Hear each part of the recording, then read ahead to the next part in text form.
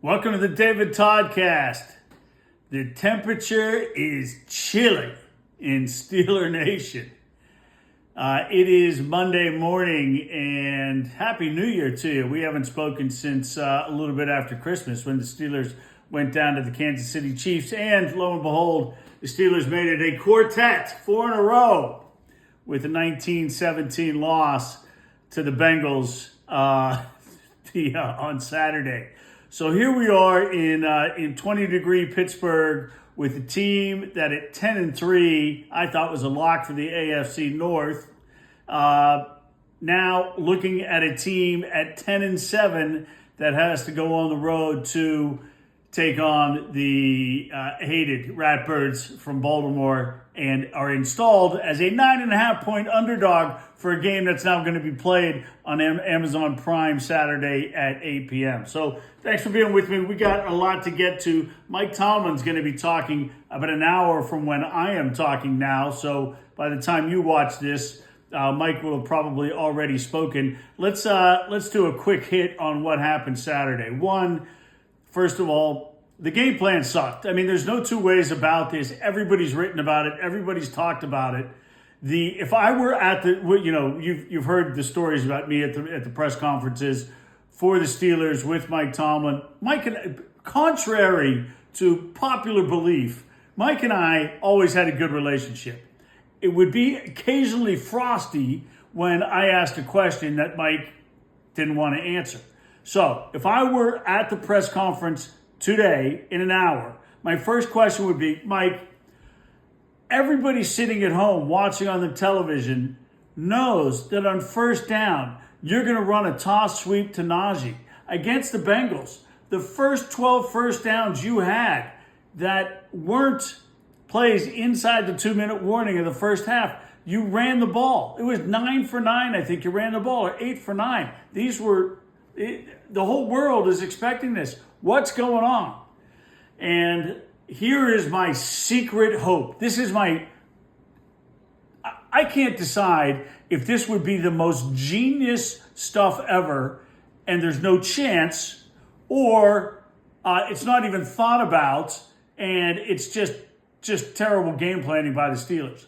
What if the Steelers went into this game against the Bengals in conditions that are going to be similar to now what the Steelers are going to face against the Ravens? And the Steelers knew that they were going to play a game the following week against somebody. They could have gone to Houston. I guess it's conceivable if they win the game. But there was a decent chance, if they're the 3 seed or if they're the 6 seed having to go to Baltimore, that you're going to play in some frigid, tough conditions.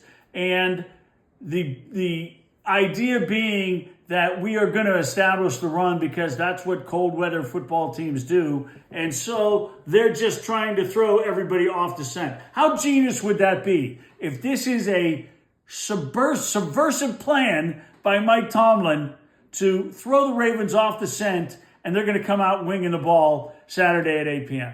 Do I think that's what happened? No, I do not think that's what happened.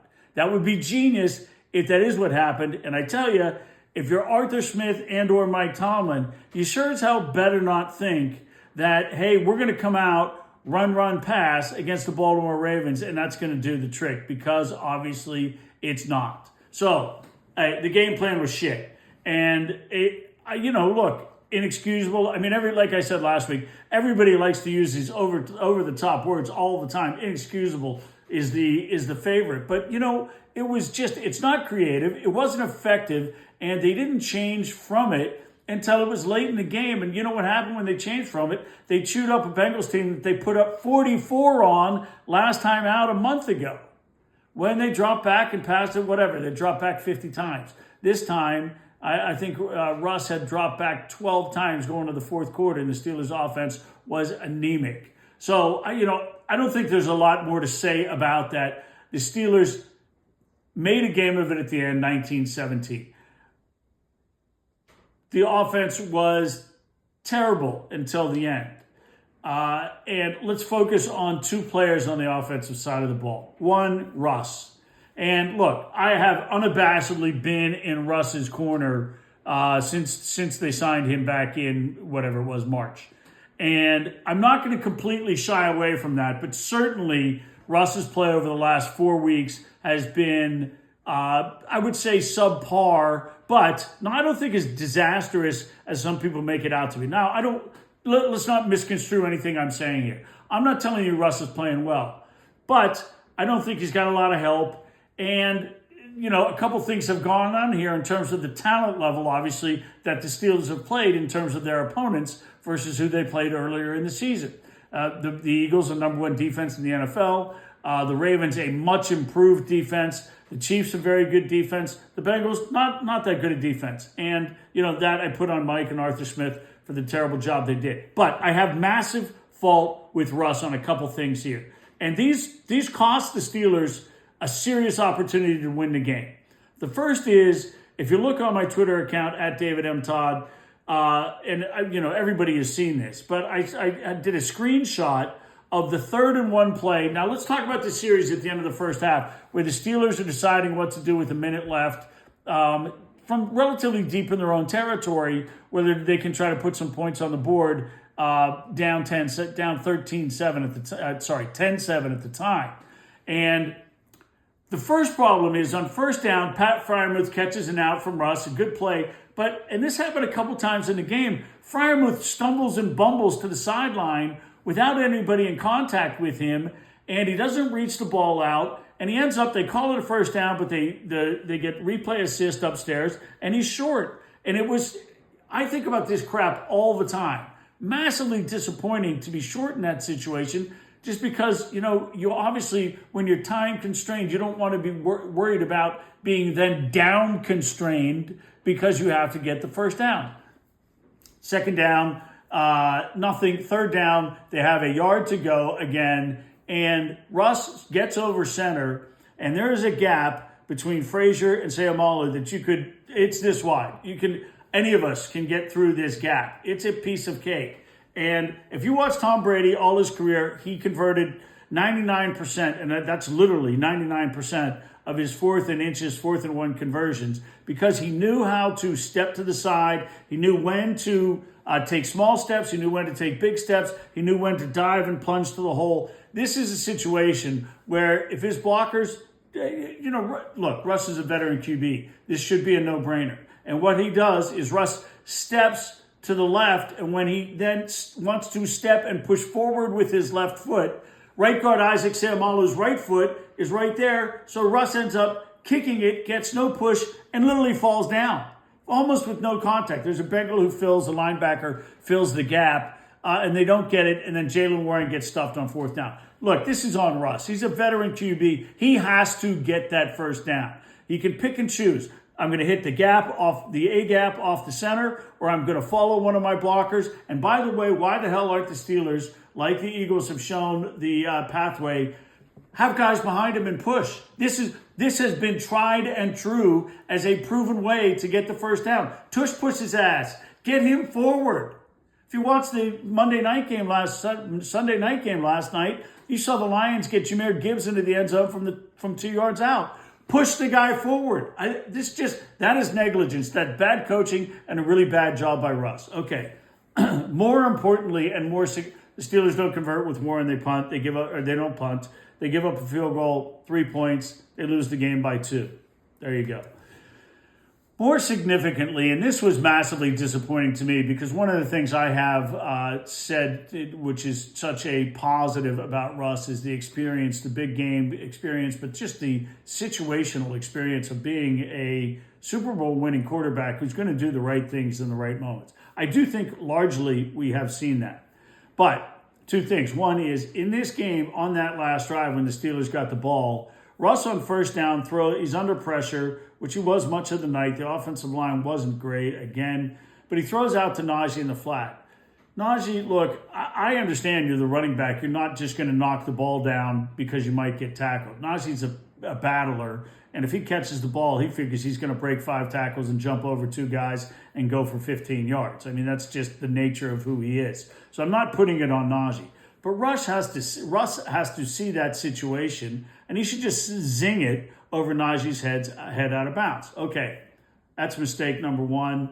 That is a livable mistake on first down. do a nice job on a crosser to Freiermuth. They get a first down.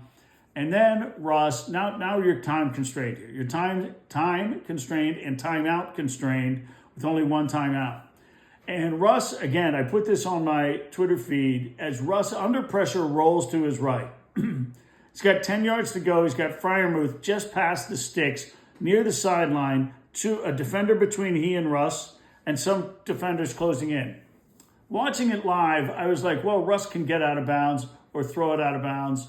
This isn't going to be a problem. It's not what happens. It was, you want to use the word inexcusable. This is a time to use the word inexcusable. This was, this was an unbelievably bad play that I will say cost them the chance to win the game.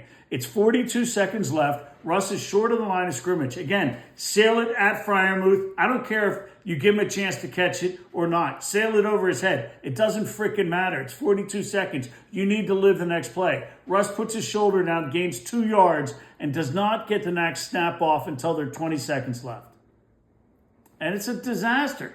I mean, it is a disaster where the Steelers then get sacked and it's 15 seconds left and they have to use their last timeout. So they've done nothing right here. No opportunity to spike the ball. Didn't use the timeouts prudently. Should have used it when Russ got tackled with 42 seconds left. And there's a great, on the McAfee show last week, there's a great sequence where Tom Brady had talked about timeout use the day before. And then on Monday, Bill Belichick talked about timeout use, about how you use your timeouts. And Brady always said, I want to use it to save seconds, because I know with the ball in my hands, I can make decisions that will impact stopping the clock.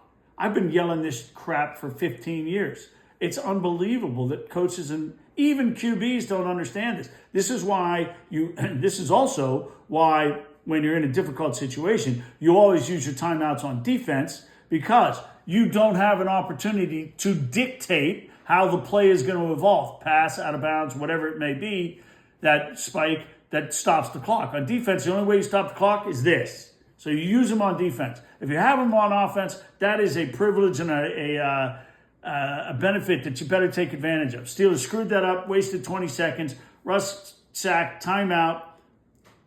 You know how it goes. Freiermuth drops the ball. It would have been really interesting to see how that played out. Had Freiermuth caught that ball, he was at the 48 when it hit his hands, and then he goes forward. There's no freaking way. Guys are like, oh, he would have been tackled right there. You're not running full speed, catching a ball, and then immediately falling down because you got tackled. He's going to get 5 or 7 more yards, so it's going to get to around, in my mind, the 40, and it's a 57-yard field goal. And good God, the way Boz is kicking. That 54-yarder he kicked in the cold late in that game, dead down the middle, good by 10 yards.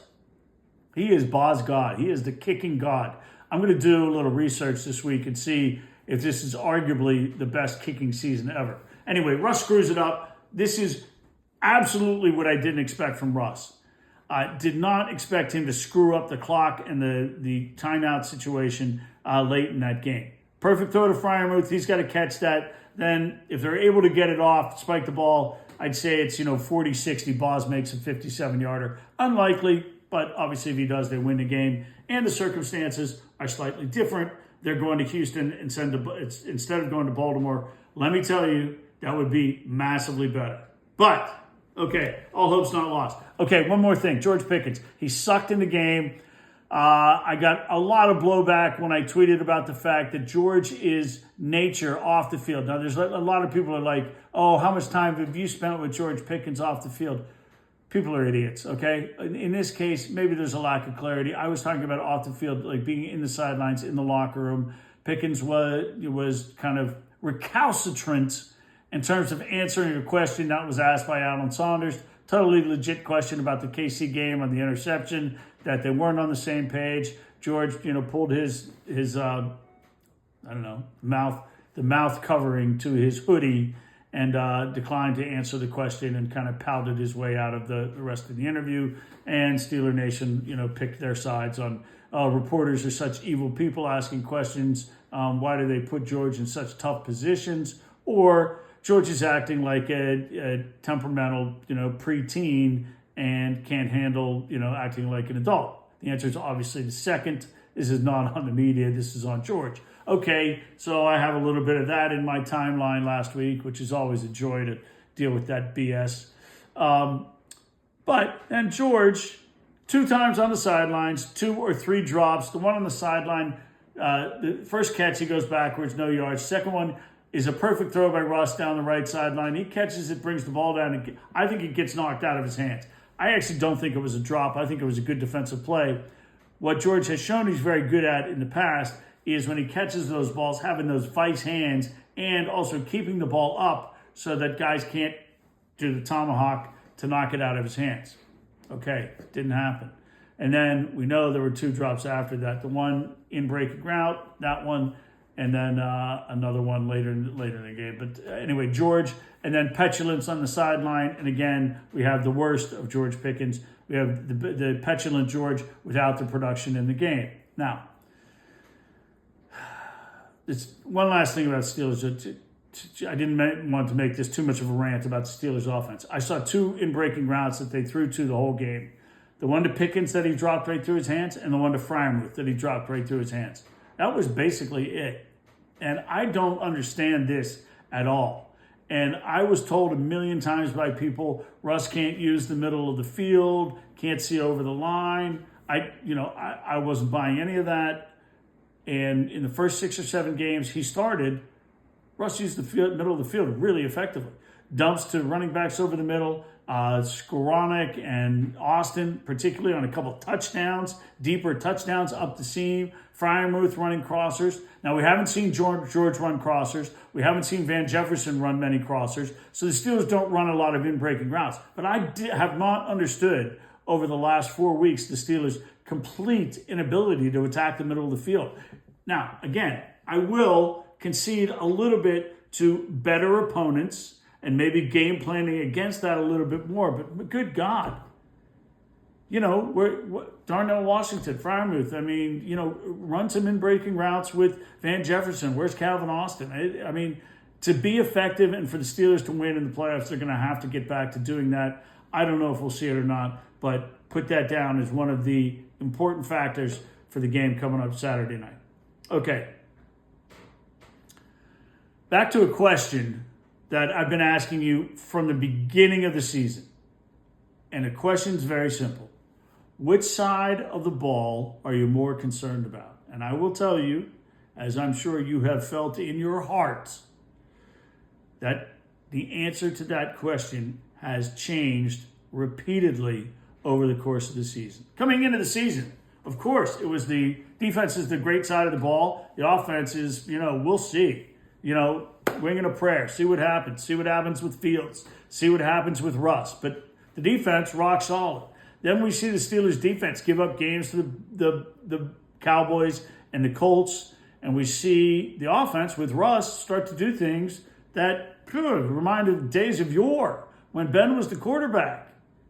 Good stuff, putting up points. 30 a game was, not a big deal. 400 yards a game. These were the heydays. We were at the mountaintop and didn't know it. Those were the heydays, and I was convinced that I was less concerned about going forward the performance of the offense than the defense, because the Steelers' pass defense sucked, and if they weren't getting pressure on the quarterback, they were going to get chewed to pieces, and that happened over the course of the year. It happened. Just go back to the Chiefs game, the game before the last game of the season, and we're all, after watching the Eagles and the Ravens both kind of work their way through the Steeler defense as the game went on and watched the Chiefs just chew them up. They're clearly, I guess we've gotten to the point where neither side of the ball engendered any confidence, but the defense, with their lack of communication, was a disaster. And then you see the Bengals go down in the first drive of the game. Burrow, whatever he was, 6 for 6, picking out his receivers at his leisure. Touchdown, field goal, 10-0, and the defense is crap. Well, lo and behold, it changed. And I give the defense a huge pat on the back and all the credit. Ray Fittipaldo, who was a rough grader this week in the Post-Gazette, giving most of the guys on offense an F and coaches an F and special teams an F, gave all the units on defense a C. Ray, way too tough on this They were going against the best passing offense in the NFL over the last 8 weeks of the season. Joe Burrow, a legit MVP candidate, 369 yards short of 5,000 coming into that game. The Steelers defense shut them down. And what was the key? Of course, what is the key? They were able to get pressure on Joe Burrow, and this is the key for the Steelers defense. They were able to get pressure. They stuffed them in the red zone. The red zone defense had been terrible. I give them a ton of credit. The Bengals had to resort to 4 field goals. The Steelers got a turnover down there with Beanie Bishop, who had seen less playing time, comes in. Nice play by Patrick Queen. Beanie scooping it off the edge of the turf for the INT. Steelers got a special teams turnover after the terrible fumble luck that they've had over the last month. Oh my God, it was, I think out of 8 balls on the ground between both teams, the Steelers recovered 1 of them. And that might have been just the one Russ kind of fumbled to himself and was able to get back on, I think, in that Chiefs game. But no luck turned into a little bit of luck. And the Steelers defense did its job on Saturday. And obviously they're going to have to do that going forward. But you held that Bengals team to 19 points. And now we go into the playoffs, and I say, which side of the ball do you have more confidence in? And I certainly understand the answer being a resounding neither, because there has not been enough evidence on either side the last 4 weeks that they can get the job done. But I have some level of comfort. I know Mike Tomlin's not looking for comfort, but I sure as hell bet you're looking for comfort. But I have some level of comfort that the Steelers are going to be able to compete defensively with this Ravens offense, which is the best Ravens offense we've seen in the Lamar Jackson era. Probably, one of the best Ravens offense we've ever seen, because they have pass catchers now that, they haven't had. You go back even to the best of the Joe Flacco era, maybe Steve Smith, but the Ravens have not had a bunch of good pass catchers around Lamar Jackson other than the tight ends. And now, along with Derrick Henry, Lively, and Andrews, they've got Zay Flowers and Bateman and a group of receivers who are very good receivers. So, okay, long way of getting through that 19-17 loss. F- from the coaching staff. Not a very good job from the offense. Very poor decision-making from Russ, which is hugely disappointing. That's completely unexpected. A poor game from George Pickens, but a resurgent game from the defense, particularly after the opening drive. I thought they were outstanding. All right, now, take a deep breath here. And I just want to say one thing about Steeler Nation and where we are talking about a team that finished 10-7, made the playoffs, and still gets a chance to write the script for the 2024 season. So let me just say this: everybody knew, and I had this conversation with a buddy of mine yesterday. Before the season, Vegas said this is an 8.5 win team.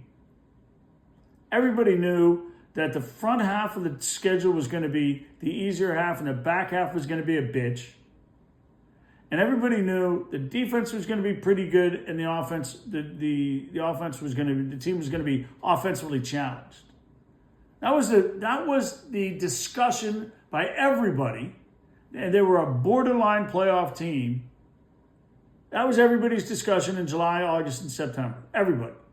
Nobody's like, this is a Super Bowl team. A lot of people said they might finish last in a very good AFC North. They're going to maybe make the playoffs. Who knows how the quarterback situation, which, although it appears better, how that's going to do. They're short a wide receiver. Is Najee any good? What about Warren? What about the young offensive line? This is exactly the storyline. And you know what we ended up? We ended up with a team that just made it into the playoffs. That's 10-7, slightly better than expected. They're offensively challenged. It's exactly, but you would have, and I get it because it's all sequencing, but you would have people believe that this was a freaking disaster. And again, everybody wants to use the word collapse. I don't know if you're an underdog in 4 games and you lose 4 games that you collapsed. Now, versus what we were hoping the Steelers would show when they played. Of course, they did not meet expectations. Not mine, not yours, not Mike's, not their own. Okay? So, disappointing, yes. Collapse? I don't know if that's the word I use. They went to Baltimore, they went to Philadelphia, 2 games, they were almost touchdown underdogs. Then Kansas City. Look, I'm not making excuses for those guys. I'm making points to you so that we're talking about the Steelers in a realistic fashion. Yeah, 10-3. You sure as hell hope they end up 12-5. Okay? But the reality is they played the best teams they played all season in the 3 games they played: Ravens, Eagles, Chiefs. The Chiefs was the most disappointing to me of the 3 in the effort they gave, although I will say offensively, particularly for the first 3 quarters, what they did against the Bengals was equally bad. But the Bengals were playing for their lives yesterday, trying to get in the playoffs, and the Steelers were in. So whatever you want to say, the goal when you start the season is one thing. It's make the playoffs. Now, the subset of that goal, obviously, win the AFC North, and the subset of that is be the number 1 seed. They didn't get the other 2. But the overriding number 1 goal when you go into any NFL season is get in the playoffs. So the Steelers are now in the playoffs. Just a little bit more breakdown is before the bye, they're 6-2. After the bye, they're 4-5. When they were favored 8 times. They went 5-3. 3 losses, Dallas, Indy, Cleveland. They were a dog 9 times. How about that? Vegas, rightly, wrongly, whatever. Vegas knows what they're doing. They were an underdog 9 times. They went 5-4. Unfortunately, the 4 were the freaking 4 games at the end of the season. And they were a 2.5 point underdog to the Bengals in week 18. And by the way, that 54-yard field goal by Chris Boswell, ka-ching! That was a money field goal for those who might participate in the dark arts of gambling. In the AFC North, 5-1 last year, not as good this year. 3-3, 2-1 at home, 1-2 on the road, but 1-1 against all 3 teams. And here we are. Okay, so a couple things. One is just bigger picture. Obviously, Saturday could be the end of the Steelers season, and there are going to be a ton of questions. And it's going to start at the QB position. I was emphatically a month ago in favor of bringing Russ back in some kind of 3-year, $100 million deal. That's on the table. And I hate to say, I hate to think, and the Steelers aren't going to make a coaching change. Maybe Mike Tomlin decides to make some changes on his staff. We'll see. I'm not going to speculate on that. But it is interesting that, teams make decisions. They make decisions on coaching staffs. They make decisions on quarterbacks, players, etc., based on the result of one final game. Now, you have a body of work to get to that point. But it is interesting that you make it, many teams make decisions on how the last game in a season goes. The Patriots obviously weren't waiting to see how the last game in the season went as they beat the Bills yesterday and immediately fired Gerard Mayo. Probably it would seem like Mike Vrabel ends up being the coach in New England.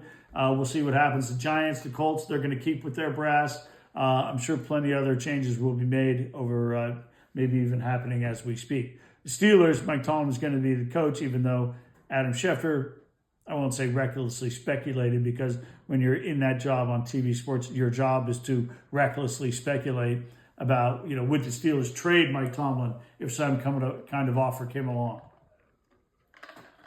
It's not coming along and they're not trading him. So Mike Tomlin's going to be the coach next year. Omar Khan's going to be the GM. We will talk about these things. Maybe we'll talk about it midweek podcast, which, my track record's not great on that, but we'll see. But the question I threw out just as a entertaining tease on X this morning was, if for 1 year, for $30 million, your quarterback, you had to choose between Russell Wilson and Aaron Rodgers, who would you choose? I would have unequivocally chose Russell Wilson 4 weeks ago. I did watch some of the Jets game yesterday.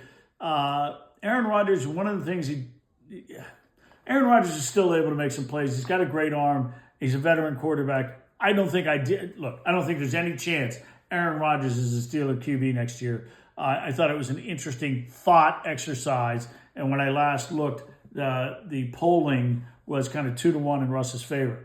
The other question I had, slightly more seriously, as the Tyreek Hill, who in September said how much he loved Florida. His family's here. I love here. I love my teammates. Everything. Love, love, love, love, love. And it was very funny. Bill Barnwell on X posted that quote by Tyreek Hill next to one, juxtaposed with one that he said yesterday after the game, which he apparently pulled himself from in the second half without an injury. He said, I'm out, I'm done, I got to do what's right for my career. Before, it was, my family loves Florida, this is perfect for now my family, I got to do what's right for diva wide receivers. But, man, you got George Pickens. I'm on record. Do anything you can to sign T. Higgins, trade George Pickens for a second-round pick if you could. I don't know that they can, blah, blah, blah, different story. But the question I asked was, would you trade a third-round pick for Tyreek Hill, the cheetah? I don't think Tyreek Hill is quite the diva the other guys are. And Tyreek Hill has played in cold weather. Don't tell me he can't do it. He's played with the Chiefs with Pat Mahomes. He's played in cold weather. He would be dynamite in anybody's offense. He would be dynamite in the Steelers' offense.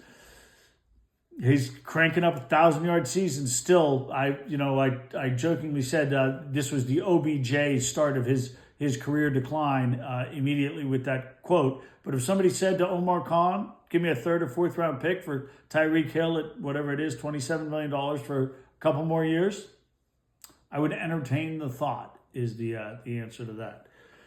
Okay, so the Steelers are going to go... One last thing, we saw some issues with the quarterback. Dante Jackson didn't play in the game against the Bengals. I would expect him to be back for this playoff game against Baltimore. We saw Mason McCormick go out banged his hand up in the fourth quarter of the Bengals game. Spencer Anderson came in and replaced him at right guard. I don't know his status. I would think Jackson's back. The Steelers are going to go into this playoff game against the Ravens healthy, just almost 100%. As much as you can be at the end of an NFL season. So, we'll see where they go there. Now, I do think the Steelers will be competitive in this game, and I will do something on Thursday or Friday, kind of giving predictions for the NFL playoff games. As I am 8-0, by the way, in my college playoff predictions so far. And just since I'll get this up get the next one up before those games, put me in the books for Penn State +2. Ohio State -6 over the Longhorns. So a Big Ten college football championship matchup of Penn State, Ohio State. How about that? Okay, so that's all I got.